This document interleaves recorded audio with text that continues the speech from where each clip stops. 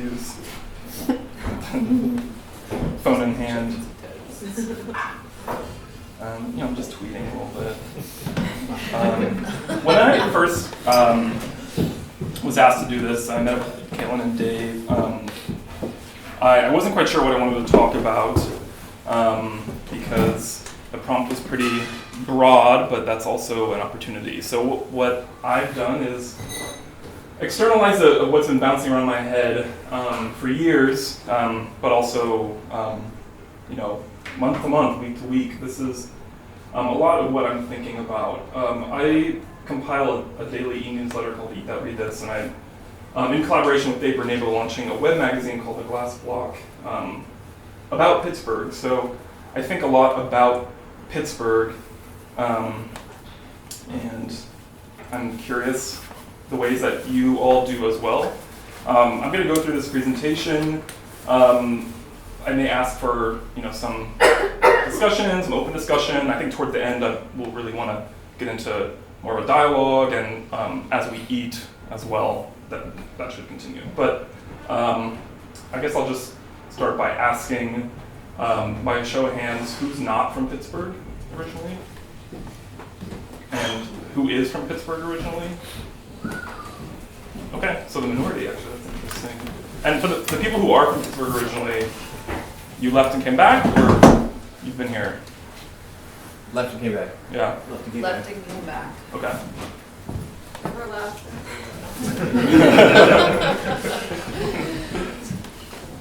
Okay, so I'm going to be covering a lot of ground here, and this isn't any kind of exhaustive survey or exploration. It's really just trying to corral little pieces that I'm thinking about. So I'm totally open to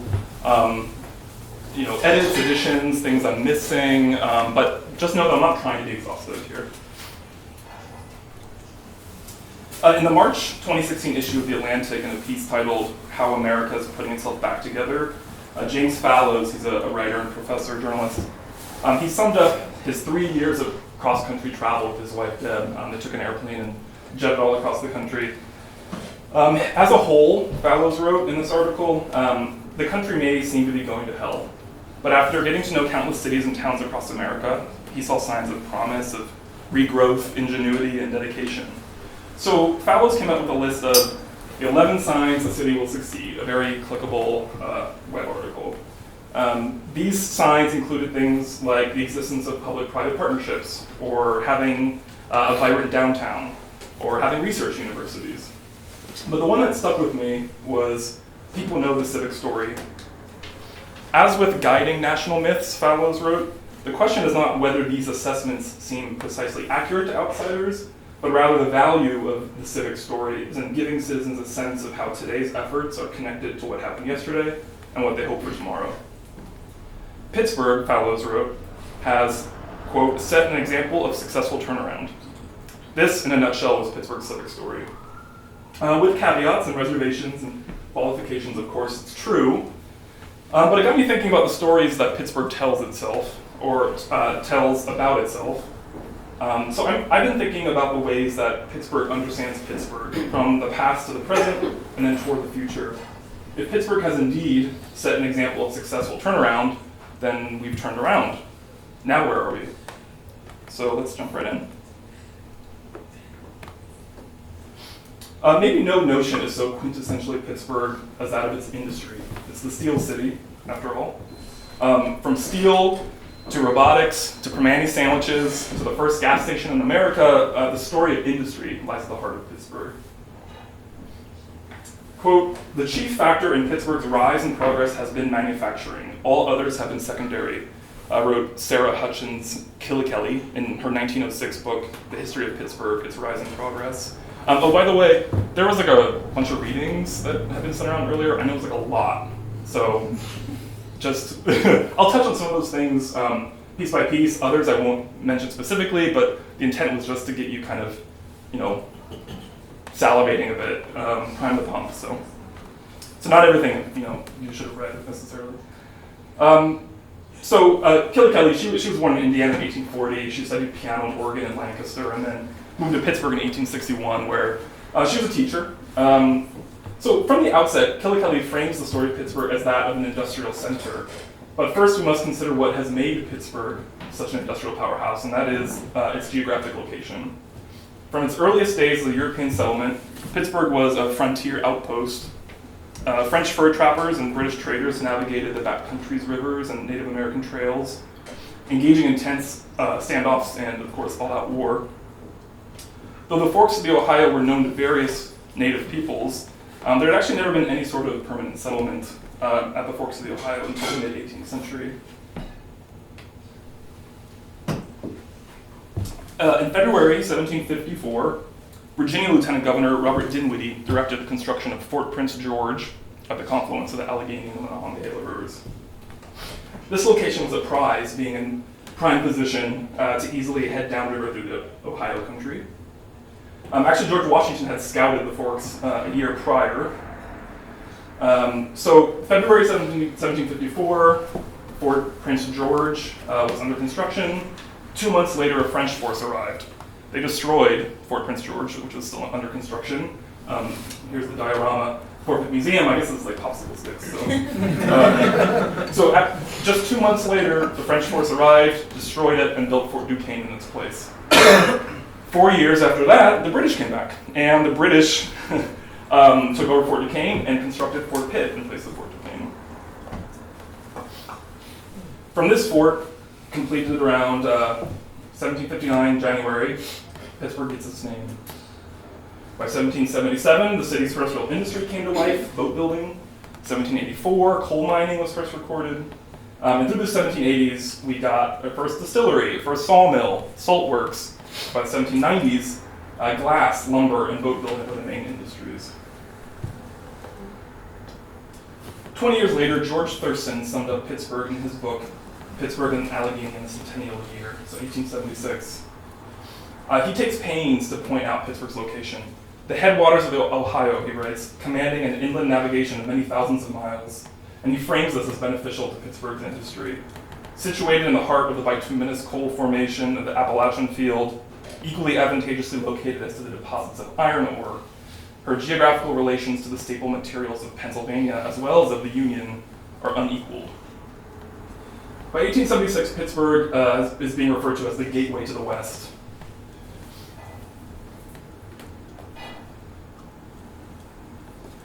Senior architect Martin Aron's book, The Spectator and the Topographical City, is a fantastic exploration of Pittsburgh's striking visual panorama. Central to Aron's thesis is the way that the development of the city has been impacted by its physical realities, its physical place.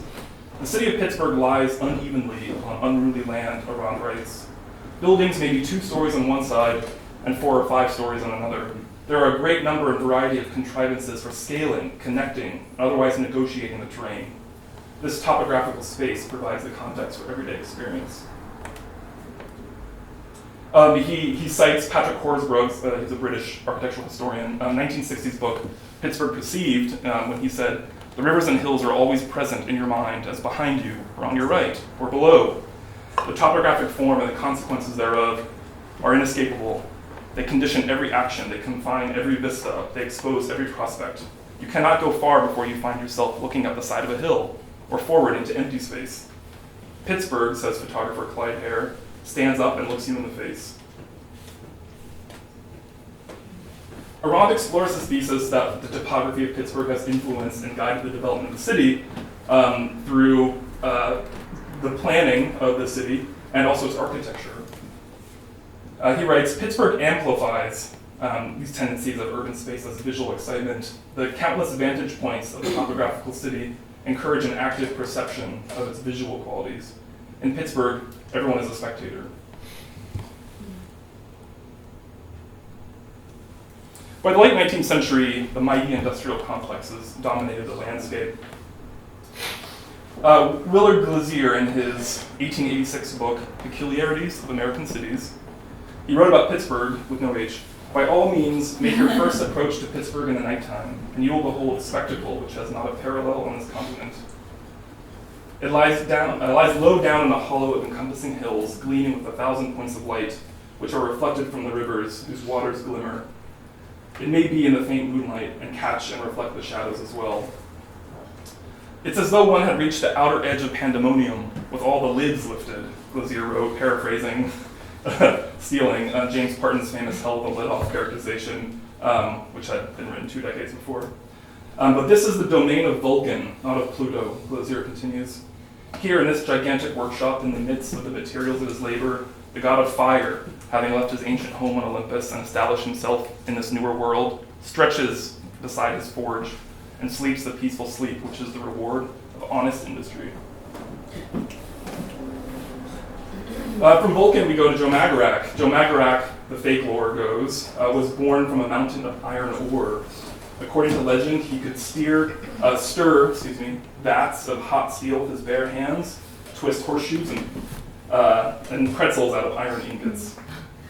According to the legend, asterisk, he worked 24 hours a day, a superhuman industrial worker whose sole purpose in life was to create steel. Though the Paul Bunyan-like character of Joe Magarac is a tidy icon, it's believed today to be what's called fake lore, a media creation rather than authentic organic folklore. He first appeared in Scribner's magazine in 1931 when Owen Francis, a former steelworker, recorded the story. There's some really interesting writing about Joe Magarac. In the Journal of American Folklore, Jennifer Gillian and Stephen Burnett say that they believe that the corporations needed to portray the ideal steelworker as content with hard work to ensure the steel industry's security. To wit, in 1951, U.S. Steel published the comic book Joe the Genie of Steel. As historian Stephanie Misko put it, Joe Magarac was everything the industry needed to succeed and possibly the antithesis of what the workers wanted. Magarac, by the way, means jackass in Serbo-Croatian. But the concept of industry as a living being is salient. In The Spectator and the Topographical City, Arand relays the story of Magarac and cites comparisons of the industry as masculine. The machines, quote, sharing the hard contours of the ideal masculine physique that was on active display in the mills. The frankly exposed blast furnaces embodied male erotic power. On the other hand, though, he also notes that steelworkers tended to view their mills and blast furnaces as female. Pittsburgh mills often had female names, the Lucy, the Isabella, Eliza, Carrie. And he cites Laurie Graham, who references James Oppenheim's novel, The Olympian, when he describes the steel mill as industrial mother, the blast furnace being female for obvious reasons. She's charged with ore, then the ore is transformed in the fire of her voluminous belly. At the moment of birth, molten iron bursts from her tap hole amid a shower of sparks and light. These are not my words. The furnace is therefore perceived as a womb-like chamber, and Graham discovers erotic overtones in the attentions of the steel workers. In 1924, communist novelist Mike Gold wrote The Strange Funeral in Braddock, a poem which inverted the concept of the steel furnace giving birth. In this poem, the furnace consumes Jan Klepak, ending him. I'm going to read this poem. Listen to the drums of a strange American funeral. Listen to the story of a strange American funeral. In the town of Braddock, Pennsylvania, where the steel mills live like foul dragons burning, devouring man and earth and sky, it is spring. Now the spring has wandered in, a frightened child, in the land of the steel ogres, and Jan Klepak, the great grinning bohemian, on his way to work at 6 a.m, sees buttons of bright grass on the hills above the river, plum trees hung with wild white blossoms. And as he sweats half naked at his puddling trough, a fiend by the lake of brimstone, the plum trees soften his heart, and the green grass memories return and soften his heart, and he forgets to be hard as steel, and remembers only his wife's breasts, his baby's little laughter, and he remembers cows and sheep and the grinning peasants, the villages and fields of sunny Bohemia. Listen to the mournful drums of a strange funeral. Listen to the story of a strange American funeral. Wake up, wake up. The furnaces are roaring like tigers. The flames are flinging themselves at the high roof. Wake up. It is 10 o'clock and the next batch of mad flowing steel is to be poured in your puddling trough. Wake up, wake up. For a flawed lever is cracking in one of the fiendish cauldrons. Wake up, wake up. For now the lever is cracked. The steel is raging and running like a madman. Wake up! Oh, the dream is ended and the steel has swallowed you forever, Jan Klepak. Listen to the mournful drums of a strange funeral. Listen to the story of a strange American funeral. Now, 3 tons of hard steel hold at their heart the bones, flesh, nerves, the muscles, brains, and heart of Jan Klepak. They hold the memories of green grass and sheep, the plum trees, the baby laughter, and the sunny Bohemian villages. And the directors of the steel mill present the great coffin of steel and man memories to the widow Jan Klepak. And on a great truck it is borne now to a great trench in the graveyard, and Jan Klepak's widow and two friends ride in a carriage behind the block of steel that holds Jan Klepak, and they weep behind the carriage blinds and mourn the soft man who was killed by the hard steel. Listen to the drums of a strange funeral. Listen to the story of a strange American funeral. Now 3 thinkers are thinking strange thoughts in the graveyard. Oh, I'll get drunk and stay drunk forever. I'll never marry women or father laughing children. I'll forget everything. I'll be nothing from now on. Life's a dirty joke, like Jan's funeral, one of the friends is thinking in the sweet-smelling graveyard as a derrick lowers the 3 tons of steel that held Jan Klepak. I'll wash clothes, I'll scrub floors, I'll be a 50-cent whore, but my children will never work at the steel mill. And Jan Klepak's widow is thinking as earth is shoveled over the great steel coffin. I'll make myself hard as steel, harder. I'll come someday and make bullets out of Jan's body and shoot them into a tyrant's heart, the other friend is thinking, the listener, he who listened to the mournful drums of the strange funeral, who listened to the story of the strange American funeral, and turned as mad as a fiendish cauldron with cracked lever. Listen to the mournful drums of a strange funeral. Listen to the story of a strange American funeral.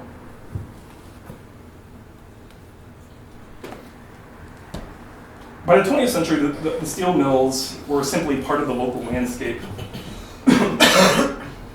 We saw the long, low-slung stripes of steel factories by the river, as Annie Dillard writes in her memoir, American Childhood. We saw pyramidal heaps of yellow sand at glassworks by the shining railroad tracks.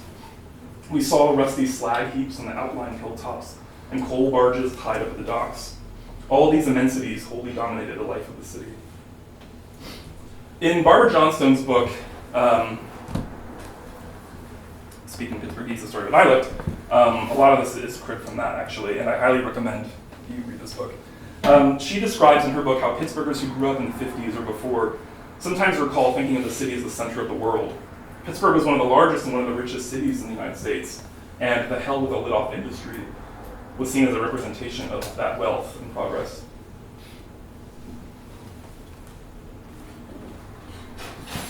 By 1970, Pittsburgh was the 3rd largest corporate headquarters city in the country, and the majority of these corporations, manufacturing and heavy industry mostly, had their roots in the golden age years of 1870 to 1910.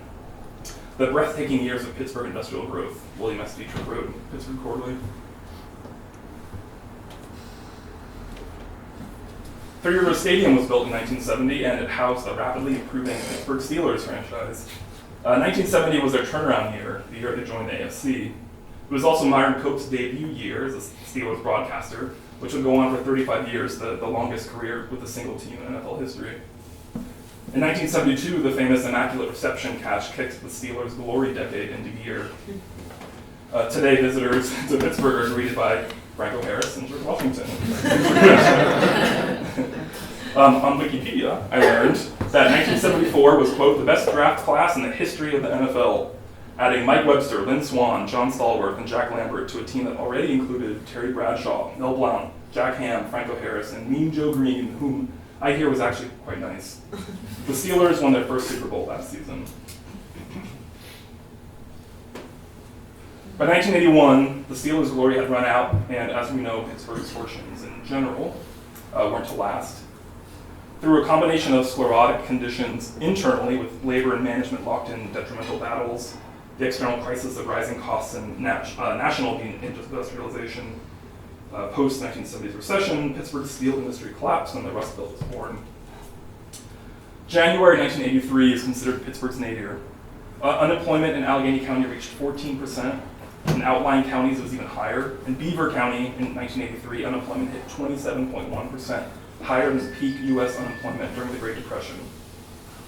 In 1984, U.S. Steel's Duquesne and Clairton mills closed. In 1985, LTP's Aliquippa Works and the Southside Works closed. In 1986, the Homestead Works. In 1987, National Tube and American Bridge closed. Between 1970 and 1990, Pittsburgh lost 30% of its population. The years 1984-1985 saw what can be described as a mass exodus. In 1985, Rand McNally named Pittsburgh the most livable city in the United States. In 1991, local columnist Bill Steigerwald wrote a special piece for the Los Angeles Times in which he surveyed the state of Pittsburgh. The sprawling mills, he writes, are cold and silent proof of the Steel City's mighty past, but they also represent Pittsburgh's new present and its uncharted future, as more than 1,000 prime riverside acres of U.S. steel sites will be in various stages of demolition and redevelopment. What do we call this brave new Pittsburgh, Steigerwald asked in 1991. Quote, reborn city, or renewed city, an economist at Mellon Bank suggested to him. Others said the incredible shrinking city. But for Pittsburghers whose fortunes were tied to the mills, they felt cheated out of their inherited identities, Johnston writes. How are they to imagine themselves? As the industrial collapse gained momentum in the 80s, Charles McCollister wrote, young manufacturing workers and families fled mostly south and southwest to the Sun Belt, the Pittsburgh diaspora. These forced expatriates found a way to connect with their Pittsburgh identity through the Steelers, who epitomized the blue-collar ethic of hard work, self-sacrifice, loyalty, and teamwork that remain highly valued in Pittsburgh. Indeed, Johnstone calls this baby boomer generation of Pittsburghers a bridge generation, who through their life experiences have been critical in the formation of a Pittsburgh identity away from home. In a 2011 ESPN article, Wright Thompson paints the picture of Houston's Pittsburghers, former Pittsburghers, as constructing a sort of Renaissance fair for manufacturing America at tailgate parties for Steelers away games. That's where you see people doing the performance of culture, he writes. They treat Pittsburgh in the same way their Italian ancestors treated Italy, a complex thing becoming simple, fighting assimilation, trying to keep culture from diluting into nothing. What makes this unique is that they do it almost entirely by following the football team. Outside of sports culture, which I am totally unqualified to get on. One important aspect of the Pittsburgh diaspora is their role in what we know as Pittsburghese, the creation of Pittsburghese. Johnstone points out how this diaspora led people to link dialect and social identity more explicitly. As Pittsburghers left their homeland and settled throughout the Sun Belt, they experienced situations in which they were told they sounded funny. Pulled away from home, members of this diaspora were suddenly confronted by the world outside. You see, though Pittsburgh was considered by some the center of the world, it's frankly geographically somewhat isolated, inhabiting a sort of liminal, not here, not yet there, yet not there position that has created a distinctive Pittsburgh dialect. After all, where is Pittsburgh? Not quite Midwest, not quite East Coast, Appalachian by technicality, but that identification isn't quite right. Some contemporary geographers have created the concept of Cleveburg, a megalopolis to rival Boswash or Chicagoland. In the early 1990s, a cultural geographer by the name Wilbur Zielinski began researching the way that regions identify themselves through the naming of their businesses. What he would do is he would pore through telephone books to look at the business listings. And what he found for the Pittsburgh region is that there was a very weak sense of regional identification in the area that included western Pennsylvania and parts of adjoining states. The Pittsburgh area tended not to use terms like Midwest, Mid-Atlantic, East, or even Keystone. Johnstone herself, in her book, conducted research in which she would ask Pittsburghers terms they would use to describe themselves. Most included Pittsburgher, she reported, but no one listed Pennsylvanian. Oh, I'll stay here. So on several levels, Pittsburgh is notoriously isolated. Right on the far side of the Alleghenies, it was an early frontier town disconnected from the coastal colonial cities. The first settlers were largely Scotch-Irish, and due to a sociolinguistic phenomenon called the founder effect, also called the doctrine of first effective settlement, later immigrants, no matter what their background, as they would come, they would adopt the speech patterns of those who were already there that preceded them. So through a combination of geographic and social factors, Pittsburgh's provincial isolation contributed to its way of speaking. We're going to turn to linguistics. This is a graphic that represents the levels of linguistic structure, starting from the micro and radiating out to the macro. So at its very basic, the study of phonetics, the study of speech sounds, at its most broad, most far-reaching, the pragmatics, so sociolinguistics, ways in which we can understand language and how it influences how we relate to each other in society. We're going to be talking about a concept called enregisterment, which is an interesting way that connects both the micro phonetics and the macro pragmatics. Enregistrement is an idea that is very recent. It was put forward by Asif Agha, who's an anthropology professor at the University of Pennsylvania. And in 2003, he came out with the paper, The Social Life of Cultural Value. So after doing so in 2003, linguists like Barbara Johnstone, I keep referencing her, she's a CMU professor of rhetoric and one of the premier Pittsburgh speech and Pittsburghese scholars in the world. So just 2 years later, she took on this term enregistrement and applied it to her research. Similarly, a linguist in England, Joan Beale, used this term to apply to her studies of dialect language, Geordie and Sheffieldish dialects in England. So what is enregistrement? In Agha's own words in 2005, enregistrement refers to processes whereby distinct forms of speech come to be socially recognized or enregistered as indexical of speaker attributes by a population of language users. So basically, as Maeve Eberhardt, who was studying in Pittsburgh, I think she went to the University of Vermont, she uses this term enregistrement to mean the processes by which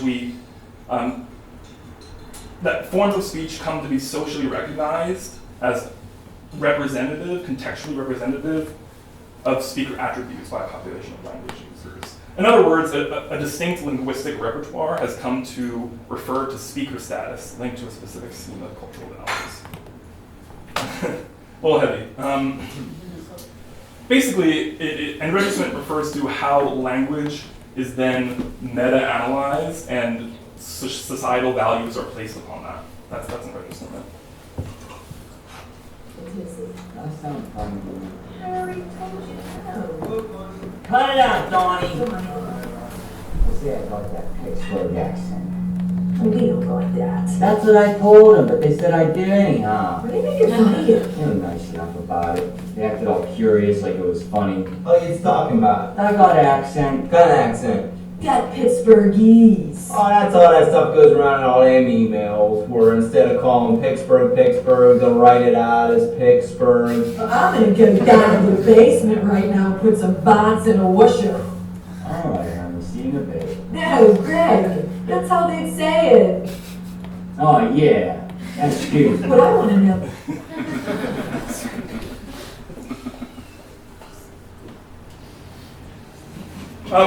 Johnstone's central thesis in her book is that we need to define a difference between Pittsburgh speech and Pittsburghese. She addresses how conceptions of what Pittsburgh speech traits are have become wrapped up in a cultural product that we refer to as Pittsburghese.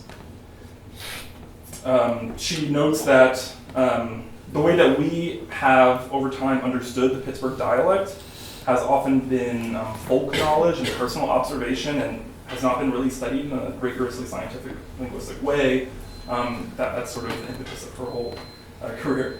Not to discount everything she's done outside of that. Johnstone shows that only a minority of these features that exist in Pittsburgh speech, in fact, depending on what we count, possibly only one, is actually unique to the area in the sense that it doesn't function similarly anywhere else.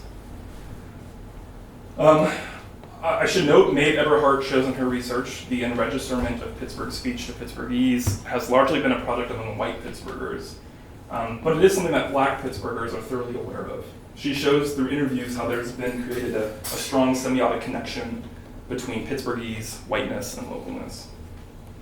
The speech traits of African American Pittsburghers exhibit some elements of what we would consider white Pittsburgh speech, but in other ways they do not, instead showing patterns that are connected to larger patterns of African American speech across the United States. So by and large, when we talk about Pittsburghese, we're talking about white Pittsburghers, and I'll mention in different ways that speech patterns of black Pittsburghers relate or don't relate to the way that white Pittsburghers speak. This is the International Phonetic Alphabet IPA vowel chart. Has anyone taken like a linguistics class or is familiar somewhat? Basically, this chart is an array of human vowel sounds. A vowel and a consonant are both phonetic elements. The difference is that consonants are created there's some kind of friction or some kind of closing of airflow, whereas vowels have unrestricted airflow.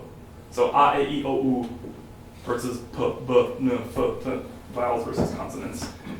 This chart is arrayed like this because it's kind of supposed to represent a tongue, like this with a tongue. That's the shape. So on one axis we have front to back, which represents where in the mouth the vowel is taking place, the tongue is allowing that vowel to take place, and then open to close, which is also called high to low. Basically, up here, your tongue is towards the roof of your mouth, so it's close or high, and down here, the tongue is down and low. So there are a whole lot of sounds here. Many of them we don't have in English, but basically this is a, e, I, o, u. And then this one, on, which we're going to come back to because that's important to Pittsburgh speech. Okay, this is maybe a little easier way to explain it. The vowels are placed within English word context. Bat, that, bake, beep. So if you were to just kind of like say these things to yourself and notice where your tongue is in your mouth, you'll kind of see how they follow these positions. Of note, these are diphthongs, right? Diphthongs are vowel sounds that have a nucleus and then they glide to another. So, I, oi, starts at o, ends in e. That's a diphthong. Comes from Greek, two sounds, monophthong, one sound. Okay, so we're going to focus right now on one specific element of Pittsburgh speech that sets Pittsburgh apart in some ways. It isn't totally unique to Pittsburgh, but I'll show you. It's called the caught-caught merger. And it's funny because as I say it, you can recognize where I fall on that. Basically, a cot that you would sleep on, and I caught you red-handed. In some parts of the United States, those vowels are exactly the same, caught, caught. In other parts, they're different, caught, caught, caught, caught. So, this will help you. 2 words. The words cot and caught? Yeah. Why is that a big deal? Okay, so you're saying C-A-C and C-A-U-G-H-T. Yes. Okay, do it once more time. Which one is which, by the way? I can never tell. I sleep on the cot. Uh-huh. I caught you masturbating. Right, so you did it. What's interesting is that if you were to tally up all of the speakers of American English, it's about a 50-50 split between people who do this and people who don't do this. This map here, the blue represents people who have merged those sounds. So caught and caught sounds like the same. The red are speakers who have two distinct sounds, caught and caw. What's happening in Pittsburghese is caught has merged back to caught so that they both make the same sound. There are 3 distinct areas where this merger has taken place in America. There's New England, there's Western Pennsylvania, and then there's the West. And what's interesting is that they're actually not really related. They're kind of independently brought about. And each of these regions has a different precise vowel that the merge is happening toward. Actually, the trend in general is toward a merger. So younger Americans are merging these 2 vowel sounds rather than preserving these 2 distinct vowel sounds. Interestingly, in Pittsburgh, black populations are more likely to share the caught-caught merger with the white population in Pittsburgh. But in other areas of the country, this isn't happening. Why? Maeve Eberhardt finds that because mergers happen without us being aware of it, they don't become socially marked. You don't hear it, you don't notice it, and you don't create that kind of social distance by choosing how you say things. Much of black history in Pittsburgh, whether at work or at home, was lived in interaction with white Pittsburghers. The Hill District was a diverse community until the 50s. And the merger is catching. Like I said, younger Americans are using it. It's just the way that language is moving. So, yeah. Let's look at another element of Pittsburgh speech, monophthongization. So like I said, a diphthong has a nucleus and then it glides toward another vowel sound. Monophthongization is the pattern in which diphthongs become monophthongs. House becomes has. Downtown becomes downtown. Instead of ow, it's ah. That's maybe the most famous has or downtown element of Pittsburgh speech. A similar but distinct monophthongization happens when the diphthong occurs before what's called a liquid, which is a consonant that's created through just a partial closure. So L or R, aren't totally plosive or frictive consonants. They're restrictions of airflow. They're called liquid. So towel becomes tal. Fire becomes far, hence tar-far. Johnstone and others have done research finding that the ow to ah monophthongization, downtown to downtown, may not have been present in Pittsburgh area speech until the 20th century, likely due to interaction from immigrants from Slavic-speaking countries. It is stylistically variable, which means totally unaware in one person's speech, they can use it or not. And it's also one of the few features, if not the only, that is unique to Pittsburgh. That is, all the other things we think of as Pittsburghese or Pittsburgh speech is also evident in other parts of the country in different ways. The monophthongization, is Pittsburgh. Interestingly, black Pittsburghers tend to exhibit monophthongization only before the liquids. So instead of house to has, that's mostly a white Pittsburgher thing. Tire fire to tar fire, that's before a liquid, and what we see is that black Pittsburghers tend to do that much more than the other. Let's go over some other phonetic aspects of Pittsburgh speech. I'm sure everyone's familiar with Pittsburghese. In 2014, Gawker bracketed for America's ugliest accent. Guess who won? So I'm just going to run down through some other elements of Pittsburgh speech. If they're not familiar to you, just raise your hand or whatever, we can confirm that you know what we're talking about. Pittsburghers front their O sound. So when I say front, I mean from the back of the mouth toward the front. Instead of go home, go home. What's called the intrusive R before the SH, wash becomes wash. The laxing of the I before L, so still becomes still.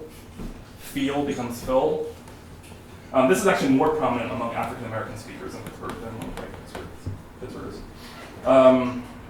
It's very interesting the ways that black and white speech patterns will match up and then diverge and then match up and diverge on these different traits. There's a lot of research that needs to be done still on this. The laxing of the U before the L, so, you know, I feel like a fool, I feel like a fool. That's like, yeah, that's really cool. The intrusive L, drawn becomes drawling. L vocalization, school or bubble becomes school, bubble. Or dollar becomes dollar. This happens because of what's known as the dark L. Basically, the L that starts words like light or laughter is different, phonetically is different from the L that ends words like school or bell. We won't go into it, but yeah. It's a velarization process through which the tongue is moving up towards the velum. Anyway, this is also more prominent among African American speakers, dollar to dollar. So what about beyond phonetics? What about syntax or lexicon? Nat, yins. These are elements of Scotch-Irish influence in Pittsburgh, but pretty much just white Pittsburghers. In Eberhardt's research, she found that African Americans report either not using the extender nat, or more commonly, not having previously heard the term. They aren't even aware that it's being said, providing a strong indication that nat can be counted among those features of Pittsburgh speech that are missing among African American English speakers in the city. Jagger, Slippy, Nebby, Red Up, we all know these. There's the infinitival copula deletion, the car needs washed. The positive anymore, the rent is so high anymore. The punctual whenever, I was diagnosed with leukemia whenever I was 14. That's kind of dark, but that was in Johnson's book. Most of these forms derive from Scotch-Irish. But Johnstown does note that there's one that comes from German influence, and this is my favorite element of Pittsburgh speech. It's called the Pennsylvania Dutch question intonation, or falling intonation. An example would be, I'll start with the received English standard, and then I'll follow with the following intonation. Are you looking for a new car, Ralph? Versus, are you looking for a new car, Ralph? Is dinner ready? Versus, is dinner ready? Johnstone explains that this kind of intonation is used only for yes-no questions in which the answer for the question is not an issue for the questioner, either because the answer wouldn't be consequential in social interaction or because the asker is trying to communicate that it's not consequential. Research has found that people who use this following intonation are largely unaware of the fact that they have two different ways to ask the yes-no question. Awareness is pretty central when we're talking about Pittsburghese. What are you aware of in the way that you speak? This is what enregisterment is all about. When the average person, so a lay person, not a linguist, learns about Pittsburgh speech, it's not through these concepts of monophthongization or the laxing of I before L or these things. They learn that Pittsburghers say downtown and they say distillers. Johnstone's entire thesis is that there has been an enregisterment among white Pittsburghers that has created this concept, a commodity, known as Pittsburghese. And it's based on a lay understanding of how Pittsburghers talk. It's of particular notice among the Pittsburgh diaspora, as we mentioned. And the whole key idea here is that Pittsburghese has become a cultural product, a marker of our identity, and representation of authentic Pittsburghness. Johnstone writes, in Pittsburgh, the display of local speech is sometimes part and parcel of the display of other elements of cultural heritage, like steelworkers' hard hats, plaques and signs commemorating local people and historical moments, or buildings where memorable events occurred, etc. But in some ways, Pittsburghese's cultural marker is problematic. Eberhardt conducted interviews with African-American Pittsburghers, which she recorded in her paper Enregisterment of Pittsburghese in the local African-American community. It's in your readings. She asked an older man named Albert, have you ever heard of something called Pittsburghese? That's a white thing, he responded. Eberhardt writes, the meta-discourse surrounding Pittsburghese is not only raced, it is a way of speaking that is explicitly or implicitly associated with whites. But it's also in turn had the effect of excluding African Americans in Pittsburgh from the local identity connected to this unregistered way of speaking. If part of being an authentic Pittsburgher hinges on knowledge and use of Pittsburghese, then African Americans are excluded from this claim to local identity. The research shows that among black Pittsburghers, there's a strong, quote, a strong semiotic connection between Pittsburghese, localness, and whiteness. Today, Pittsburghers have an acute awareness of Pittsburgh being at a turning point. Most livable city is something of a laughable cliche today. Year after year, month after month, hell, even week after week, Pittsburgh is mentioned in a think piece, a listicle, a glowing profile. It's touted as a comeback story, a model city. So it does feel like Pittsburgh is at a turning point with this renewed attention. Food scene is being touted by New York Times, Zagat, and others. The new Ace Hotels created its own ripples of media attention. Everyone here is familiar with this. Clickhole, the Onion's satirical BuzzFeed-like sister site, published a piece on Late 24 titled, Is Pittsburgh the New Austin? The Austin we hoped and dreamed of? The Austin that was foretold? Quote, from microbreweries to vegan dining to endless converted industrial living and studio spaces, Pittsburgh may finally give a lost generation of wanderers a city to call home. It was the perfect knock on the cottage industry of the millennial city hype. Pittsburgh is changing, younger, pricier. But this changing Pittsburgh is in some ways a Pittsburgh in crisis. In East Liberty, residents are being pushed out, as the drama of Penn Plaza showed us. In Lawrenceville, real estate prices have tripled since the year 2000. Left out of the celebration of this new Pittsburgh is the fact that nearly half of Pittsburgh's black children live in very low opportunity neighborhoods, according to an index compiled by Brandeis.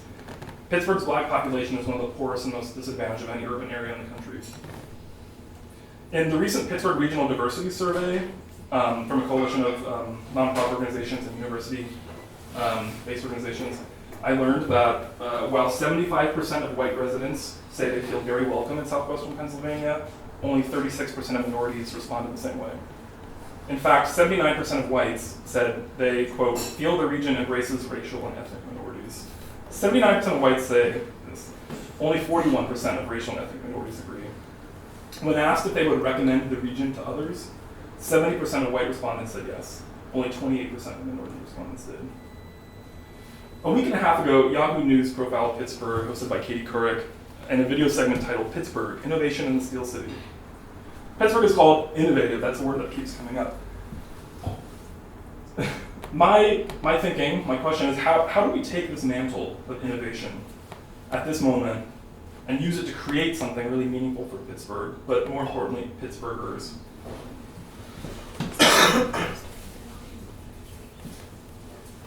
This is Vanessa German at the NPR, Reinventing the American And we City. are all here together, and the truth is, there is a power in love that the world has not discovered yet. And I believe in the power of love, because love is the only power that will help us hold the complicated truth that economic development and restorative justice could actually be the exact same thing.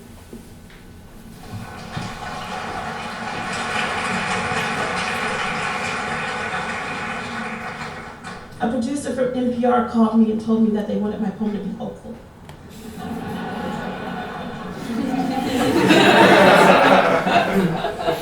They said that there had been a production meeting and they talked about words like community collaboration. They said, can you make the poem be hopeful? And I was quiet for a moment. Somebody said, did you hear me? I said, yes. I said, no, I can do that. That's what I do. I do hopeful. So with that, I'll say that we hold these truths to be self-evident. We, the people, well, perhaps we aren't who we say we are. And while we spend time working to reimagine the American city, we might need to do the deeply loving work of reimagining ourselves as American citizens and ask ourselves, who do you think you are? Where do you want to go? What do you want to do? And who do you want to see when you get there? Because the truth is, it's wonderful to be in America's most livable city, but can you imagine what the history books will say when they realize that we were not only America's most livable city, but America's most courageous city?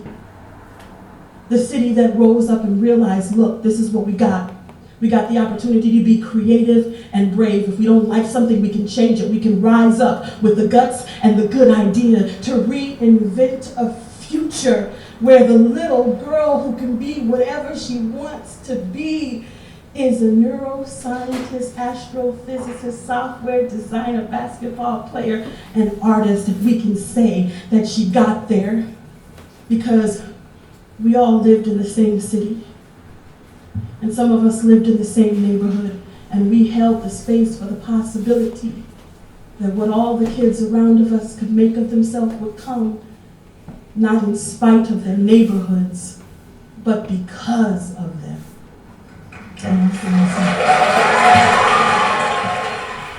In February, Grant Oliphant, the president of the Heinz Endowments, That was your girl. This whole thing is excellent if you haven't had a chance to see it. Grant Oliphant, the president of the Heinz Endowments, posted a piece to the Foundation's blog in which he talked about this moment in time that we live in Pittsburgh. Thanks to a variety of factors, he writes, over the next 5 to 10 years, Pittsburgh will reshape its destiny for at least the next generation and perhaps beyond. And those of us privileged to be here right now, especially those in any kind of leadership role, have an almost sacred responsibility to help get it right. Usually what I get back from people here when I share that sentiment is vigorous agreement followed by some form of this question. I get it, but what are we aiming towards? What does getting it right mean? Here, Oliphant proposes a 2-word summation, just Pittsburgh. A just Pittsburgh, Oliphant writes, would joyfully embrace its rebirth and the promise of a brighter future, but it would be intolerant of hiding behind one Pittsburgh celebrated in best of lists while letting a second Pittsburgh languish in poverty and discrimination. I like this Just Pittsburgh project, and with that, I conclude.